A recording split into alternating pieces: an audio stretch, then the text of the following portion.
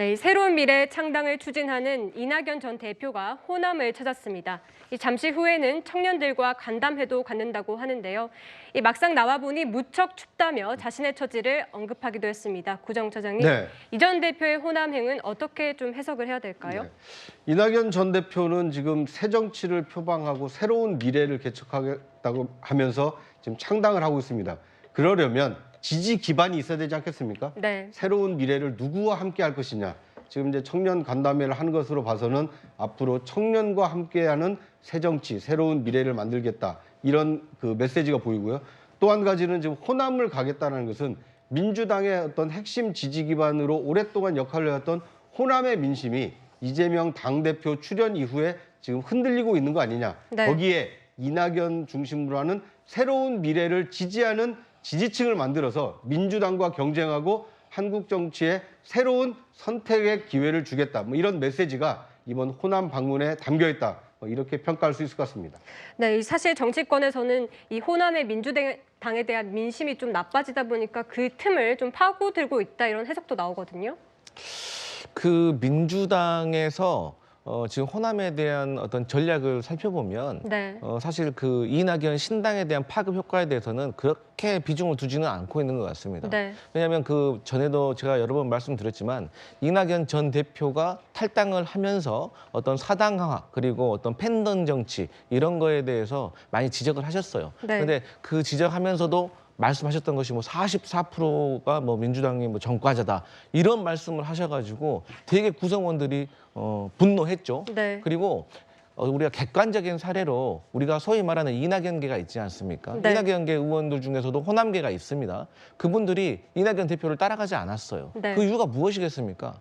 그만큼 이낙연 대표가 호남에서 지지를 받지 못하고 있기 때문인 겁니다.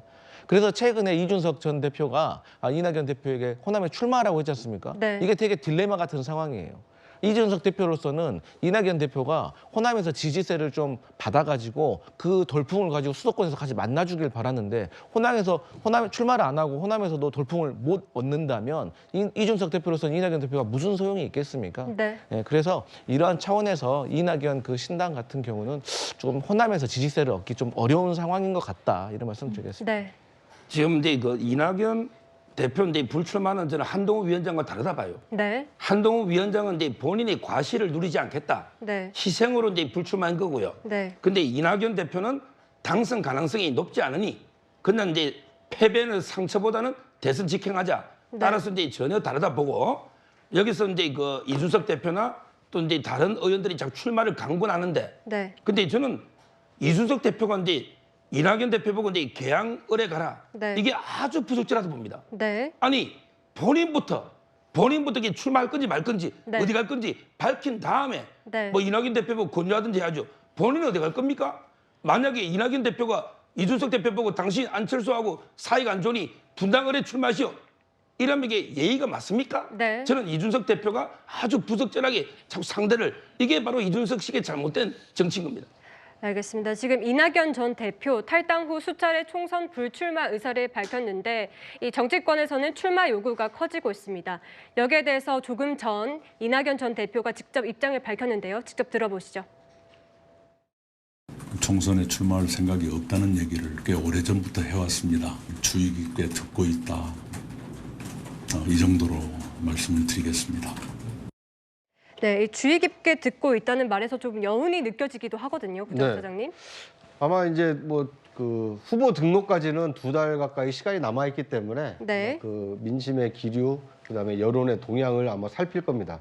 왜냐하면 이준석 신당에 함께 그 제3지대 빅텐트로 모이려면 이낙연 그 새로운 미래의 어떤 파괴력과 어떤 그 지지 가능성을 확인을 해야 되거든요. 그런데 아직까지는 지금 이낙연 전 대표에 대한 어떤 대선 차기 주자로서의 어떤 지지율도 그다지 높지 않은 상황이고 네. 이낙연 전 대표와 뜻을 같이 하는 사람들이 탈당을 했음에도 불구하고 민주당의 핵심 지지 기반에서 뭐 이탈이 그 가속화되고 있다거나 이탈의 어떤 조짐이 보인다거나 이런 가능성이 지금 확인되고 있지 않기 때문에 네. 이낙연 전 대표가 선봉에 서서 호남을 뭐 공략하는 모양새를 취하든 아니면 수도권에서 어떤 깃발을 들든 이런 요구를 지금 맞닥뜨리고 있는 상황이기 때문에 뭐 아마 이 민심의 동향, 여론의 그 향배를 예의주시한 후에 최종 결단을 할 시기가 다가오지 않을까 뭐 이렇게 예상이 됩니다. 네, 그런데 사실 이낙연 전 대표가 출마를 했을 때 제3지대가 직접적으로 어떤 이득을 얻을 수 있는지 좀 궁금해지더라고요. 네,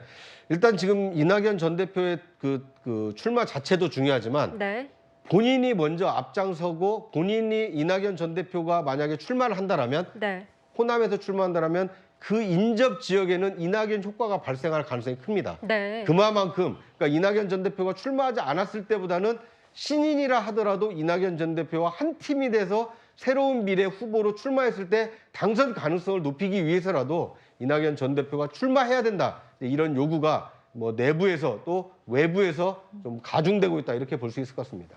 네, 위원장님 지금 이 전 대표가 출마하는 데 있어서 가장 큰 고민은 뭐라고 생각하십니까?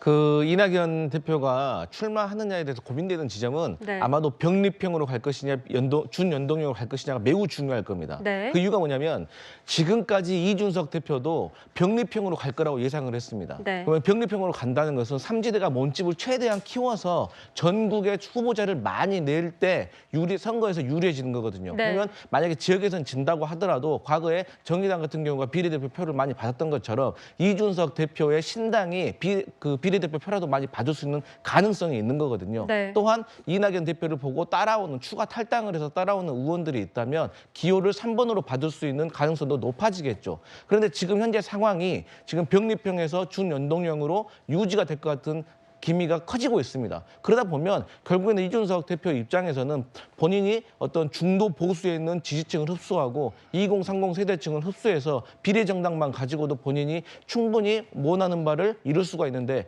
굳이 이낙연계를 끌어들여가지고 나중에 여러 가지 지분 싸움이 벌어질 것을 생각한다면 이낙연 대표가 지금 궁지에 몰려있다 이렇게 말씀드리겠습니다. 알겠습니다.